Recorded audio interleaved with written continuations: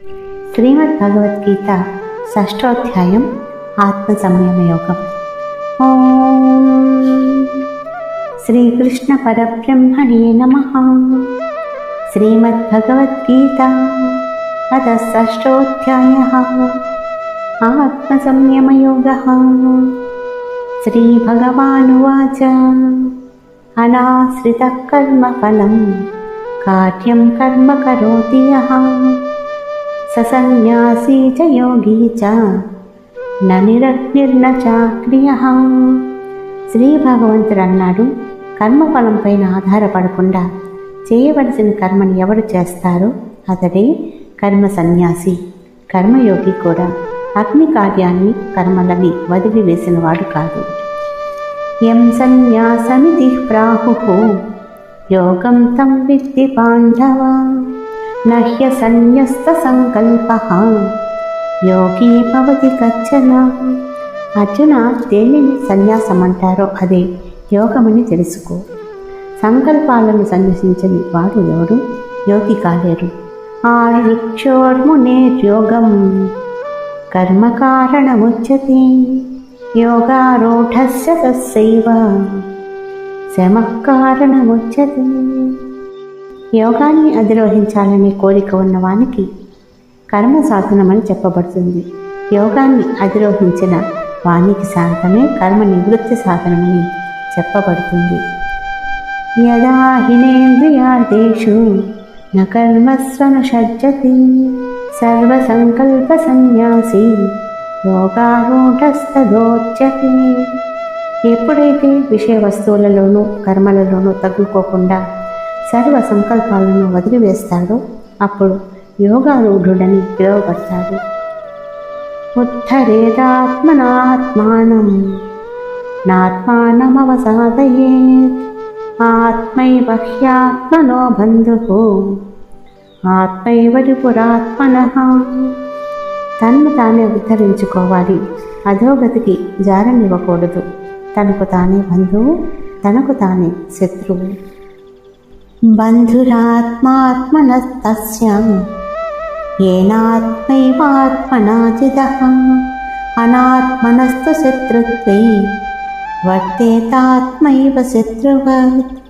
స్వాధీనమైన మనస్సు అతని బంధువు, స్వాధీనంలో లేని మనస్సే అతని శత్రువై శత్రుత్వంతో వర్తిస్తుంది. జితాత్మనః ప్రశాంతస్య పరమాత్మా సమాహితః శీతోష్ణ సుఖ దుఃఖేషు తథా మానావమానయోః. మనస్సును జయించి ప్రశాంతంగా ఉన్నవానికి శీతోష్ణాలలో సుఖదుఖాలలో మానవమానాలలోనూ పరమాత్మ సన్నిహితంగా ఉంటాడు. జ్ఞాన విజ్ఞాన తృప్తాత్మా కూటస్థో విజితేంద్రియః యుక్త ఇత్యుచ్యతే యోగి సమలోష్టాశ్మకాంచనః. జ్ఞాన విజ్ఞానాలతో తృప్తి చెందినవాడు, పరమాత్మలో నిలిచినవాడు, ఇంద్రియాలని జయించినవాడు, మట్టి రాయి బంగారాలని సమంగా చూసేవాడు అయిన యోగి యుక్తుడని పిలువబడతాడు. సుహృన్మిత్రారుదాసీన మధ్యస్థద్వేష్య బంధుషు స్వాదుష్యపిచ్చ పాపీషు సమబుద్ధిర్విశిష్యతే. మంచివాళ్ళు, మిత్రులు, శత్రువులు, తటస్థులు, మధ్యవర్తులు, ద్వేషింపదగిన వారు, బంధువులు, సజ్జనులు, పాపులు అందరి పట్ల సమభావంతో ఉన్న వాడు విశిష్టుడు. యోగి యుంజీత సతతం ఆత్మానం రహసి స్థితః ఏకాకీయత చిత్తాత్మా నిరాశేత పరిగ్రహః. ఏకాంతంలో ఒంటరిగా ఉండి చిత్త ఇంద్రియాలను నిగ్రహించి ఆశా పరిగ్రహాలను విడిచి యోగి నిత్యం మనస్సును ఆత్మలో లయం చేయాలి. శుచోదేశే ప్రతిష్టాప్య స్థిరమానసమాత్మనః నాత్యుచ్ఛ్రితం నాతి నీచం చైలాజిన కుశోత్తరం. శుచి అయిన ప్రదేశంలో అట్టే ఎత్తుగాను కాక మరీ కిందగాను కానట్లుగా దర్భాసనం మీద లేడి చర్మం, దాని మీద వస్త్రాన్ని పడిచి స్థిరమైన ఆసనాన్ని ఏర్పరచుకొని తత్రేకాగ్రం మనః కృత్వా యత చిత్తేంద్రియ క్రియః ఉపవిశ్యాసనే యుంజ్యాత్ యోగమాత్మ విశుద్ధయే. ఆ ఆసనం పైన కూర్చుని మనస్సును ఏకాగ్రం చేసి చిత్తేంద్రియ వ్యాపారాలను నిగ్రహించి ఆత్మశుద్ధి కోసం యోగాన్ని అభ్యసించాలి. సమం కాయ శిరో గ్రీవం ధారయన్న చలం స్థిరః సంప్రేక్ష నాసికాగ్రం స్వం దిశశ్చానవలోకయన్.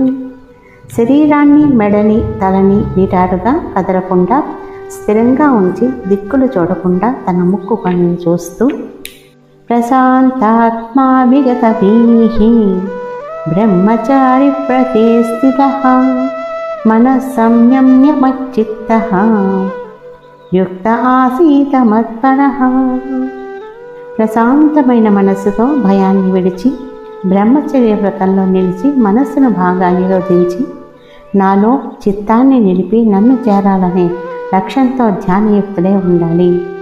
యుంజన్నేవం సదాత్మానం యోగి నియత మానసః శాంతిం నిర్వాణ పరమాం మత్సంస్థామధిగచ్చతి. మనస్సును నిగ్రహించే యోగి ఇలా ఎప్పుడూ మనస్సుని ఆత్మ ధ్యానంలో నిలిపి నాలో ఉన్నది మోక్షరూపమైనది అయిన శాంతిని పొందుతాడు. నాత్యస్నతస్తు యోగోస్తి నచైకాంత మనస్నతః నచాతి స్వప్నశీలస్య జాగ్రత్తో నైవ చార్జున. అర్జున, ఎక్కువ తినేవాడికి, బొత్తిగా తినని వాడికి, ఎక్కువగా నిద్రపోయేవాడికి, అసలు నిద్రపోని వాడికి ధ్యానయోగం సాధ్యపడదు. యుక్తాహార విహారస్య యుక్తచేష్టస్య కర్మసు యుక్త స్వప్నావబోధస్య యోగో భవతి దుఃఖః.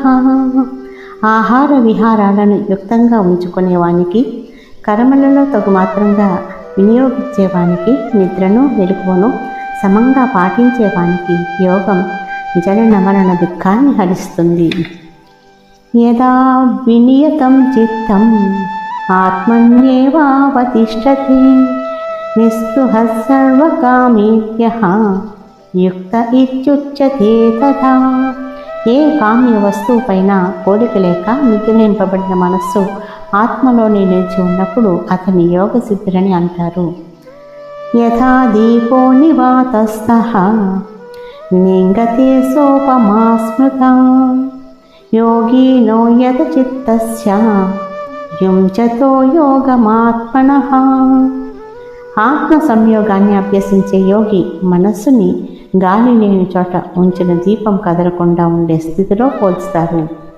యత్రో పరమతే చిత్తం నిరుద్ధం యోగ సేవయా యత్ర చైవాత్మనాత్మానం పశ్యన్నాత్మని తుష్యతి. యోగాభ్యాసం ద్వారా నిగ్రహింపబడిన మనస్సు ఎక్కడ ఉపశమించిపోతుందో, ఎక్కడ తనలో తాను ఆత్మస్వరూపాన్ని చూస్తూ యోగి ఆనందిస్తాడో, సుఖమత్యంతికం యత్తత్ బుద్ధిగ్రాహ్యమతీంద్రియం వేత్తి యత్ర న చైవాయం స్థితశ్చలతి తత్వతః. ఏది బుద్ధితో మాత్రమే తెలుసుకోదగిందో, ఇంద్రియాలకు అతీతమో అంతం లేనిదో ఆ సుఖాన్ని యోగి ఎక్కడ ఉండి అనుభవిస్తూ ఆ అనుభవం నుంచి చలించకుండా ఉంటాడో, యం లబ్ధ్వా పరం లాభం మన్యతే నాధికం తతః యస్మిన్ స్థితో న దుఃఖేన గురుణాపి విచాన్యతే.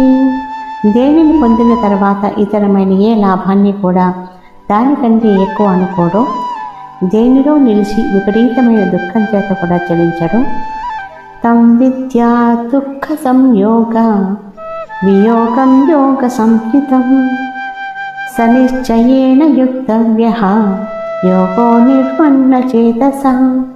దుఃఖంతో సంబంధం లేనటువంటి స్థితిని ధ్యాన యోగమని తెలుసుకోవాలి. ఆ యోగాన్ని నిర్విచారమైన మనసుతో పట్టుదలతో సాధించాలి. సంకల్ప ప్రభవాన్ కామాన్ త్యక్వా సర్వానశేషతః మనస్సైవేంద్రియ గ్రామం వినియమ్య సమంతతః సంకల్పం వల్ల పుట్టిన అన్ని కోరికలను పూర్తిగా విడిచిపెట్టాలి. మనస్సు ద్వారానే ఇంద్రియాలన్నింటినీ అన్ని వైపుల నుండి నిగ్రహించాలి.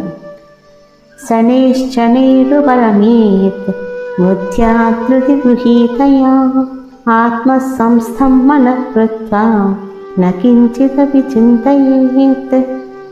ధైర్యంతో కూడిన బుద్ధితో నెమ్మదిగా మనసుని బాహ్య ప్రపంచం నుండి మళ్లించి శాంతింపజేయాలి. మనస్సుని ఆత్మలో నిలిపి తదితరమైనది ఏది తలచుకోకూడదు. యతో నిశ్చరతి మనశ్చంచలమస్థిరం తతస్థతో నియమ్యేతత్ ఆత్మన్యేవ వసంనయేత్.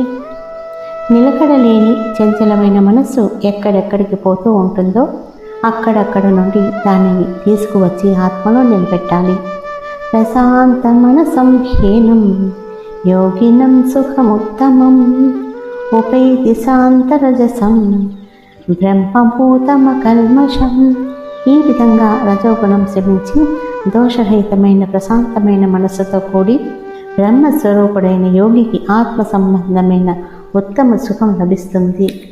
యుంజన్నేవం సదాత్మానం యోగి విగత కల్మషః సుఖేన బ్రహ్మ సంస్పర్శం అత్యంతం సుఖమస్నుతే.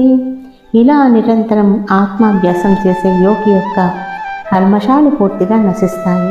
బ్రహ్మస్పర్శ ఉన్న అత్యంత సుఖాన్ని తేలికగా పొందుతాడు.